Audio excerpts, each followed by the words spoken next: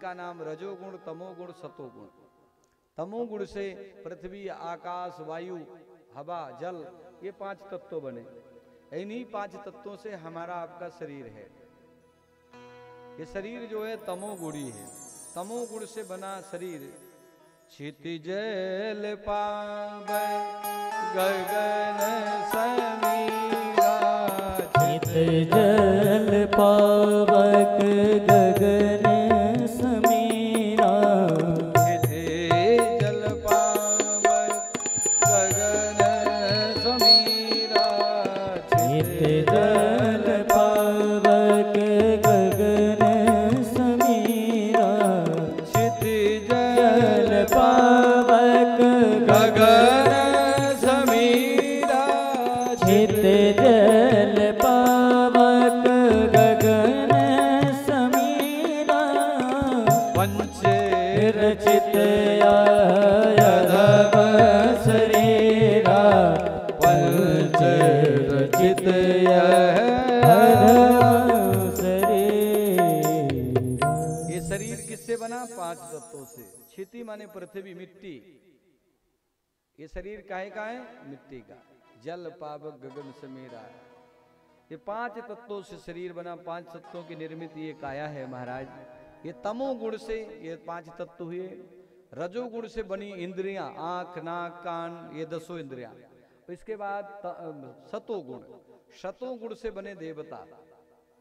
देवता, आंख का देवता सूर्य, हाथ का देवता इंद्र, पैर के देवता विष्णु।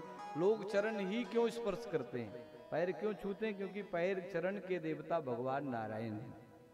इसके लिए हम लोग चरण स्पर्श करते हैं। आजकल तो लोग हाथ मिलाते, ऐसा कर देते हैं। महाराज अब बताओ ये क्या है?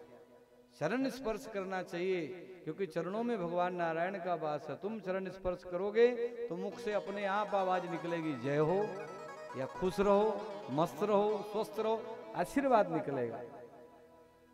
ब्राह्मण संतों के चरणों में गिरना चाहिए, चरणों में प्रणाम करना चाहिए, झुकना चाहिए। माता पिता को प्रणाम करना चाहिए, गुरुजनों को प्रणाम करना चाहिए, अपने से बड़ों को प्रणाम करना चाहिए। नहीं कुछ तो राम राम तो करना ही चाहिए। अब तो पता नहीं क्या चल गया, हाय बाय, पता नहीं कि क्या है इसका मतलब, तो मैं समझता ही नहीं हूँ। पर कम से कम राम राम करो, राधे राधे करो, जय श्री कृष्णा करो, ओम नमः शिवाय कहो, हर हर महादेव कहो, कुछ भगवान नाम लो। मेरे भाई भगवान कहते हैं सुखदेव जी, राजन तमोगुण बने बताया ना, तमोगुण से शरीर, रजोगुण से इंद्रियां, शतोगुण से इन इंद्रियों के देवता।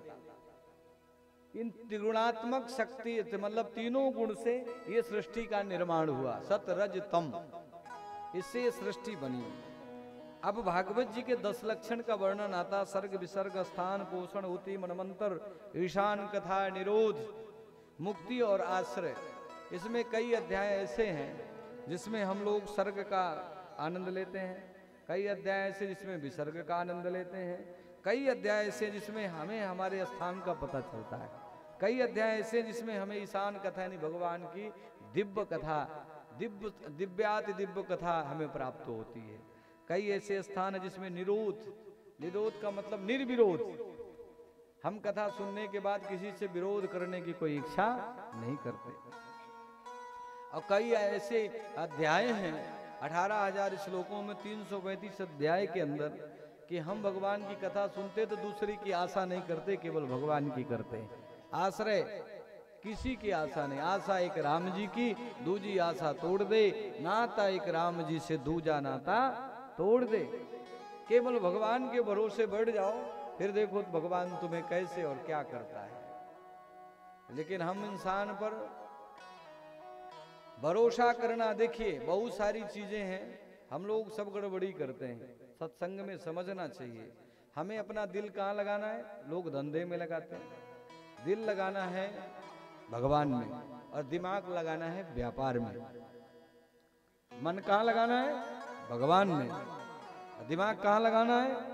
धंधे में। हम लोग सब उल्टा करते हैं, दिल लगा देते हैं धंधे में, दिमाग लगाते हैं भगवान में। ऐसा क्यों, ऐसा क्यों? दुनिया का इसीलिए भ्रांति है, इसीलिए परेशानियां, इसीलिए न धंधा चलता, न शरीर चलता, और न परिवार में शांति रहती।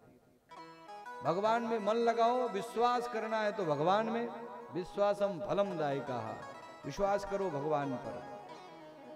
दो विषय है, भगवान को पाना है तो विश्वास, और भगवान को जानना है तो विचार। करिए विचार, विचार करो। जानना है तो विचार करो कैसे मिलेंगे, अब पाना है तो विश्वास करो मिलेंगे। महाराज ध्रुव को विश्वास था, भगवान प्रकट हो गए। प्रहलाद को विश्वास था खंबे में भगवान है तो भक्त की जहां हां भगवान वहां। सुखदेव जी कहते हैं परीक्षित, अब स्थिति बनी कि भगवान मिलते कैसे हैं। अच्छा, भगवान प्रकट कैसे होता है? भगवान प्रकट होता किससे? प्रेम में।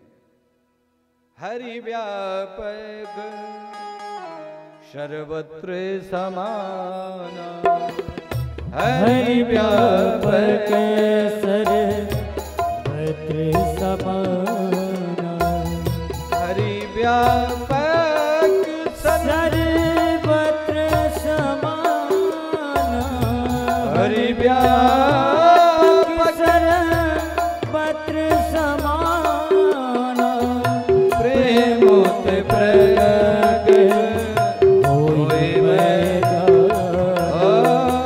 प्रेमोत प्रगट होय मैं जाना।